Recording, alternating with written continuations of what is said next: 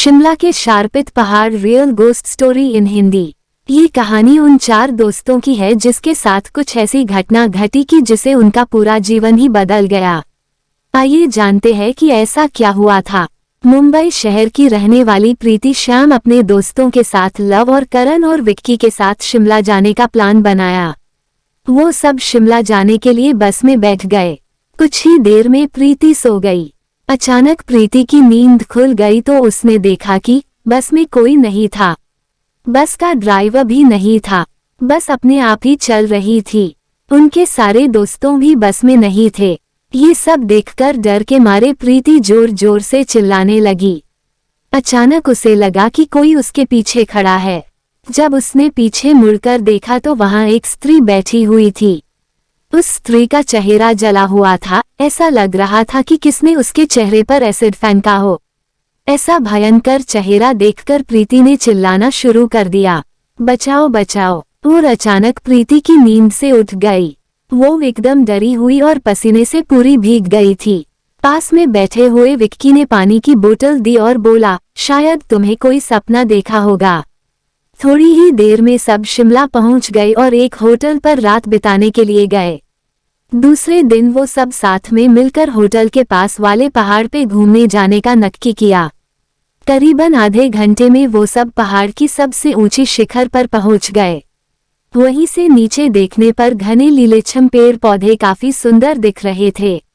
अचानक लव चौंक गया और बोला, नीचे देखो, कोई खड़ा है, लगता है कोई स्त्री है। विक्की और करण भी देखने लगे लेकिन उन्हें कोई दिख नहीं रहा था और बोले, तू पागल हो गया है क्या? इस घने जंगल में कोई स्त्री कैसे आ सकती है?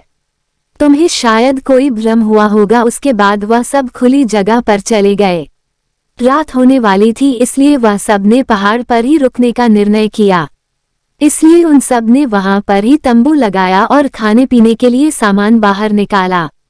प्रीति की बैग तंबू के बाहर थी इसलिए वह लेने के लिए बाहर गई तो वहां पर उसे किसी की आवाज सुनाई दी। प्रीति उस आवाज की और अपनी नजर घूम आती है तो उन्हें सामने से कोई 3 आदमी आते हुए दिख रहे थे। उनके हाथ में धारदार हथियार देखकर प्रीति डर जाती है और दौड़ के तंबू के अंदर आ जाती है। उसने अपने दोस्तों से भी यह बात की लेकिन कोई उसकी बातों पर विश्वास नहीं कर रहे थे। प्रीति चिल्लाकर बोली, आप सब पागल हो गए हो क्या? कोई भी मेरी बातों पर भरोसा नहीं कर रहा है। चलिए मेरे साथ बाहर, मैं आपको बताती हूँ। वो सभी बाहर आके शिखर की टोच से नीचे देखने लगते हैं। उतने में ही उन सभी को लगता है कि कोई 3 लोग उनकी ओर बढ़ रहे हैं।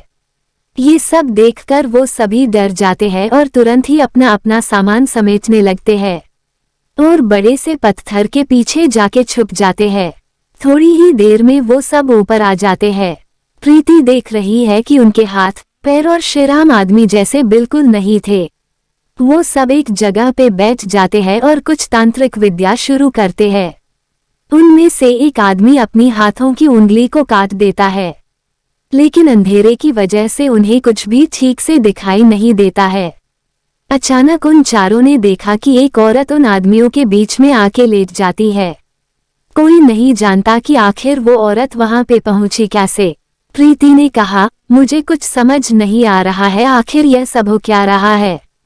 मुझे बहुत ही डर लग रहा है। एक के बाद एक वो तीनों उस औरत को सूंघने लगे।